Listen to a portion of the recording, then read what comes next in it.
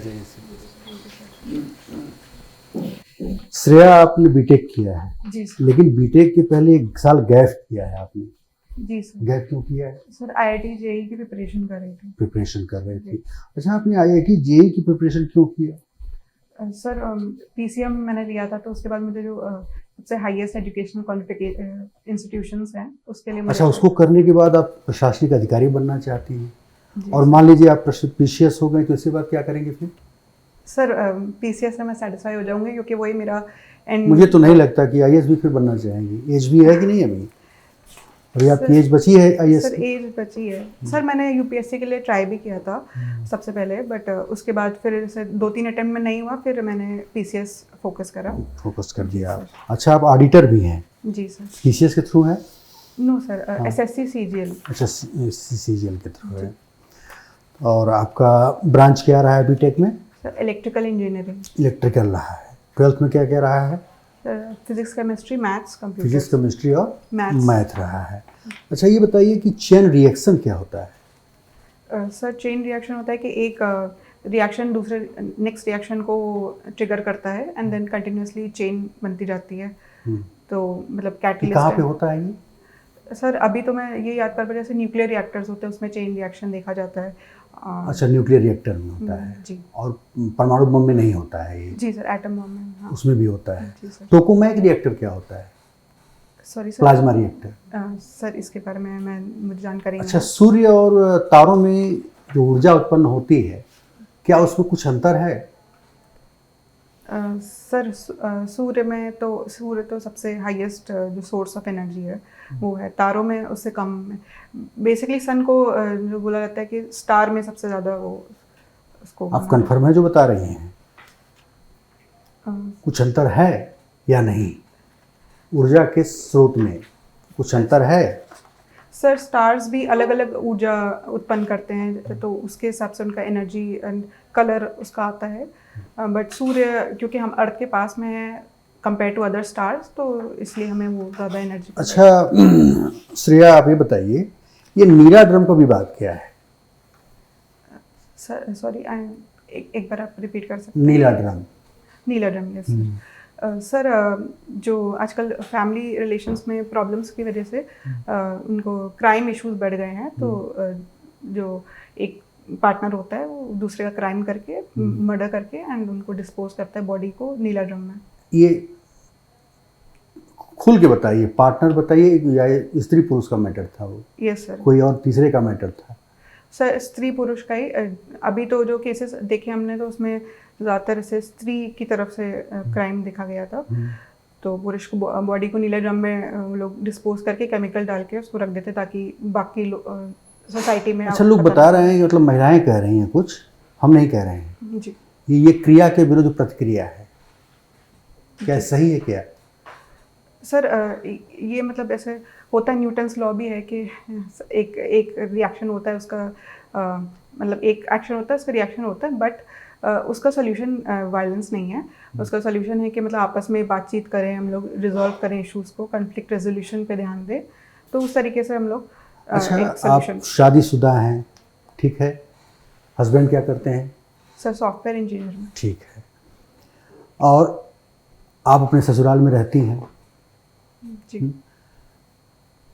कभी विवाद अगर होता है तो आपका विवाद अपने देवर से और ससुर से होता है कि ननद और सास से होता है?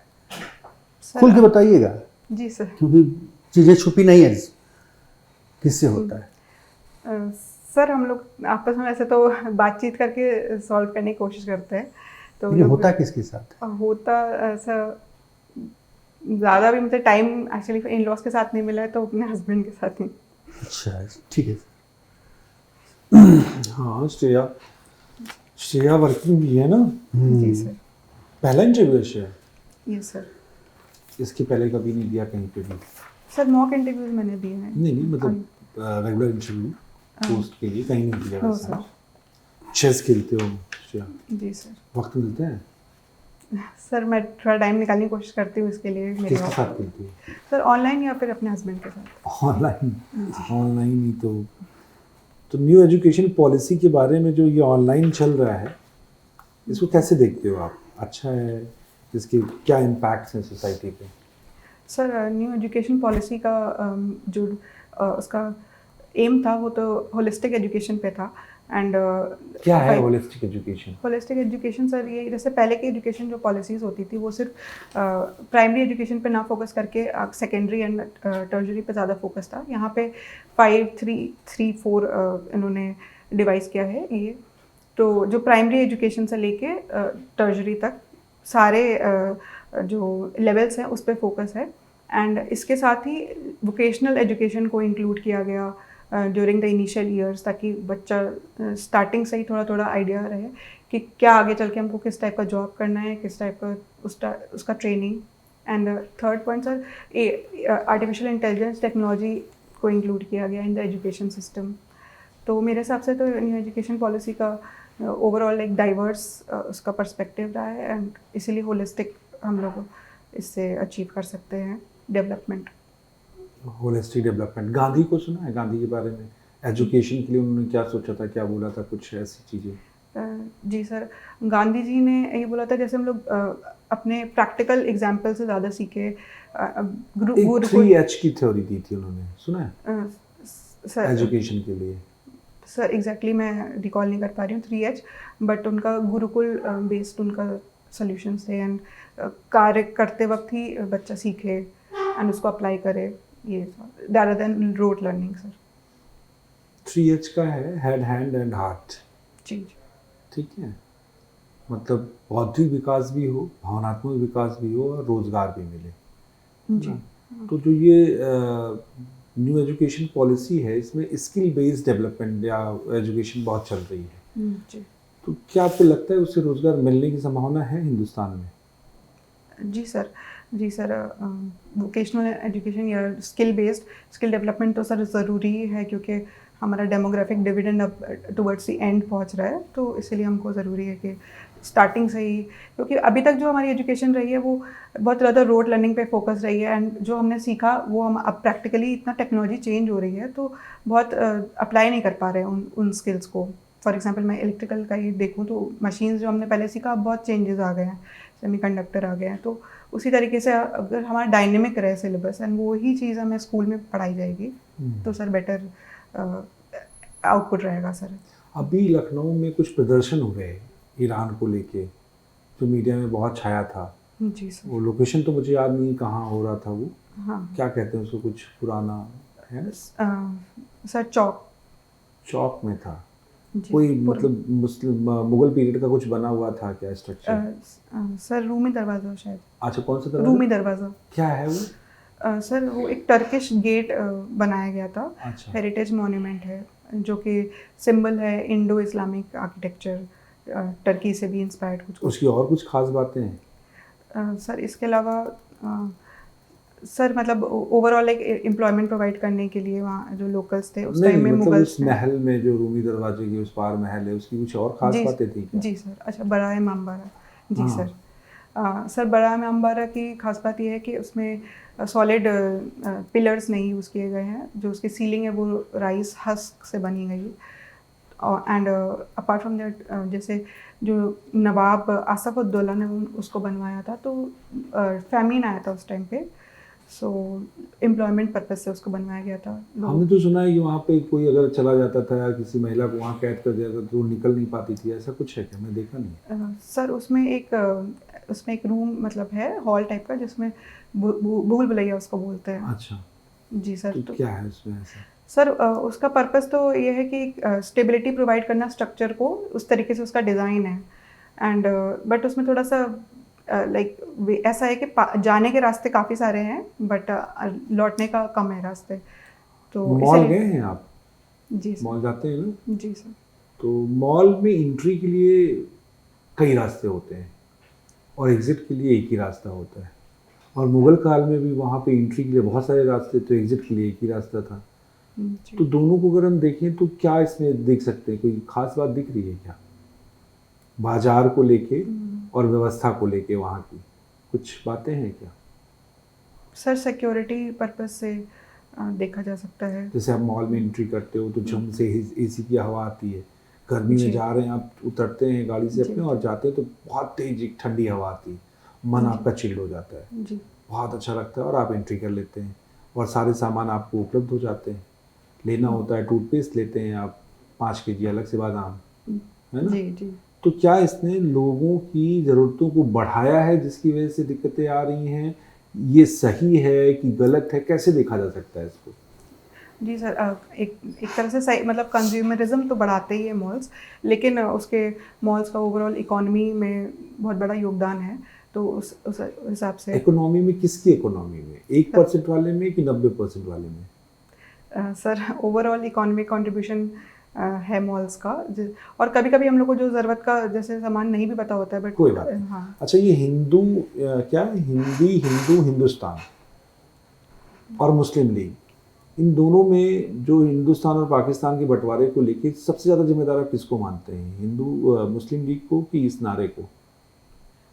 सर कब आया था ये नारा? सर मुस्लिम लीग को मैं और जिम्मेदार मुस्लिम लीग के को कब उसके डिमांड कब आई थी पाकिस्तान को लेके? सर आई थिंक जब मुस्लिम लीग का फॉर्मेशन हुआ तभी से ही डिमांड स्टार्ट हो हुआ गई था? थी, अराउंड 1906 जैसा मैं रिकॉल कर पा रही हूँ।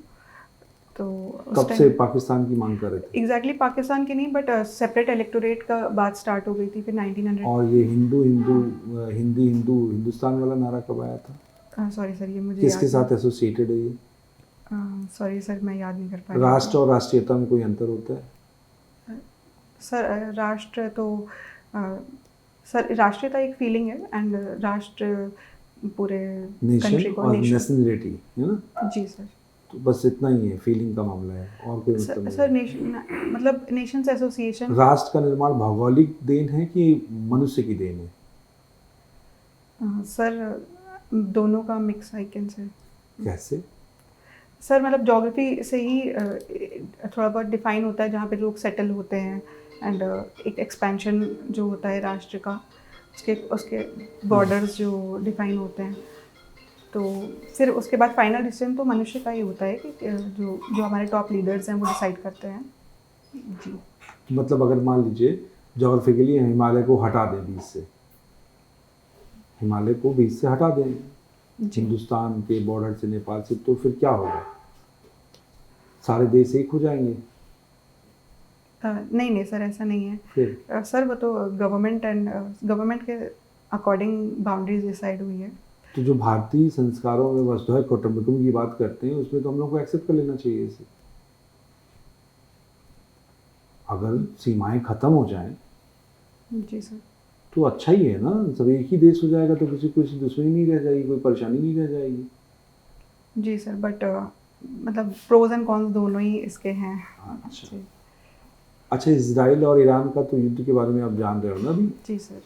तो एक साथ वो कितने देशों पे अटैक कर रहा है, कुछ देखा है? कौन कौन से देश है वो? जी सर, ईरान ने जो जहाँ भी यूएस के बेसिस थे वहाँ पे कहाँ? उन्होंने attack- sir UAE, Bahrain, Qatar and Saudi Arabia. बंद कर दो। Sir Qatar, Bahrain, UAE, Oman, Saudi Arabia. I think कितने हैं लगभग? सर 6-7 बेसिस के। मुझे तो 12 याद है। अच्छा ओके सर। ठीक है सर। सर ये आपने डिप्टी एसपी का पद आपने प्रेफरेंस में नहीं डाला, ऐसा क्यों? जबकि आपकी हाइट तो अच्छी खासी। जी क्या सर, दिक्कत? पुलिस से नफरत है क्या? नो सर, ऐसा नहीं है। बस मतलब मुझे अपना एप्टीट्यूड डिप्टी एसपी के लिए थोड़ा कम लगता है, और बाकी सर्विसेज के लिए बेटर मैं कंट्रीब्यूट कर सकती हूँ। अच्छा, मजिस्ट्रेट और पुलिस में, पुलिस के शक्तियों में अंतर आप बताइए कि कौन उसमें पावरफुल होता है या फिर क्या? आप अपने आप थॉट्स बताइए।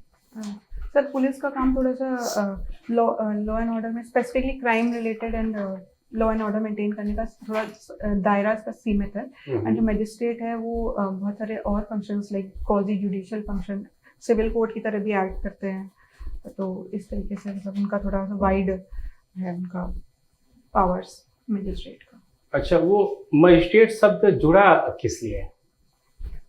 जैसे कि मान लीजिए डिस्ट्रिक्ट मजिस्ट्रेट है, डिस्ट्रिक्ट कलेक्टर है या जिलाधिकारी है, हम बोलते हैं, जी तो ये मजिस्ट्रेट शब्द क्यों अभी जुड़ा है अधिकारियों के साथ? सर बिकॉज अभी कुछ मैजिस्ट्रियल पावर्स भी है डिप्टी कलेक्टर के पास, जैसे सेक्शन 144 सीआरपीसी, ये वाली भी अभी प्रोविजंस उनको दिए गए हैं। तो कुछ कुछ quasi judicial functions, land revenue related cases को सॉल्व करना, तो इस वजह से सर मैं समझ पाया। अच्छा ये बताइए कि जैसे आप तो जो लखनऊ में रहती हैं, तो महिलाओं के विरुद्ध जो भी सेक्सुअल असॉल्ट की घटनाएं होती हैं, रेप होता है, इसको रोकने का उपाय क्या है?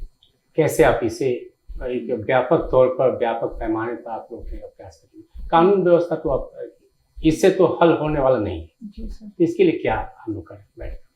सर फर्स्टली हम लोग टेक्नोलॉजी का इंटीग्रेशन कर सकते हैं better, like AI based monitoring कर सकते हैं। हॉटस्पॉट्स जहाँ पे हम आइडेंटिफाई करें, प्रीवियस डेटा उसमें फीड करके, तो उस समय हॉटस्पॉट्स पर चलेंगे, वहाँ पे हम एक सर्विलेंस थोड़ा ज़्यादा बढ़ा सकते हैं।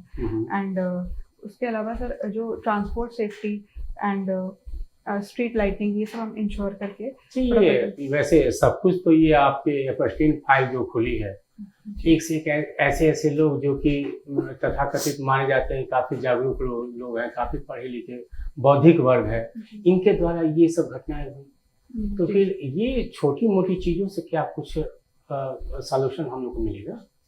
सर मतलब ये बात सही है कि बहुत बड़े बड़े लोग इसमें इन्वॉल्व थे, बट ये बेसिक, जैसे बेसिक अगर हम लोग नई प्रोविजंस करते हैं तो फिर वो बढ़ता जाता है। मतलब इसी वजह से जो चाइल्ड ट्रैफिकिंग या ये सारे जो ग्रुप फॉर्म होते हैं उनको बढ़ावा मिलता है। तो एक बेसिक हम लोग को सेफ्टी तो इंश्योर करनी चाहिए। उसके अलावा स्ट्रिक्ट लॉ इन्फोर्समेंट और जो जुडिशियल प्रोसेस है वो टाइट होना चाहिए, वो एफिशिएंट होना चाहिए, तो उससे थोड़ा डर क्रिएट हो इन सारे माफिया में। अच्छा, यूपी में जो भी उद्योग से संबंधित जो भी चीजें अभी हाल ही में योगी जी भी गए थे या फिर जापान और पता नहीं कहाँ का, तो आखिरकार ऐसी क्या मतलब कि यूपी में समस्या है कि उद्योग यहाँ पर अपने आप आने को तैयार नहीं है? क्या कानून व्यवस्था की स्थिति सही नहीं है, क्या है ऐसी स्थिति? जी सर, इसके मल्टीपल रीजंस हैं। जैसे फर्स्टली जो हिस्टोरिकल यूपी का रहा है वो एग्रीकल्चर बेस्ड इकोनॉमी हम लोग रहे हैं, तो इंडस्ट्रियल में हम लोग का डेवलपमेंट को इतना फोकस नहीं था। एंड सेकेंडली जो इंफ्रास्ट्रक्चर गैप्स रहे हैं, कनेक्टिविटी इश्यूज रही हैं, रीजनल इनइक्वालिटी था कि वेस्ट में ही सारा इन्वेस्टमेंट, इंडस्ट्री, एजुकेशन इंस्टीट्यूशन हो गए, तो उस वजह से भी माइग्रेशन का इशू देखा गया। Then third, law and order का भी इशू है, काफ़ी सारे नेटवर्क्स ऑपरेट करते हैं, पॉलिटिकल इंटरफेरेंस है, तो ये सारे रीजन से सर इंडस्ट्रियल डेवलपमेंट हो नहीं पाया। बट अब इस पर पूरी तरीके से एक्सप्रेस पे, एंड अभी यूपी को बोला जाता है कि वो रिफॉर्म एक्सप्रेस पे आ चुका है, तो अब ये प्रॉब्लम सॉल्व हो रही है। ठीक है।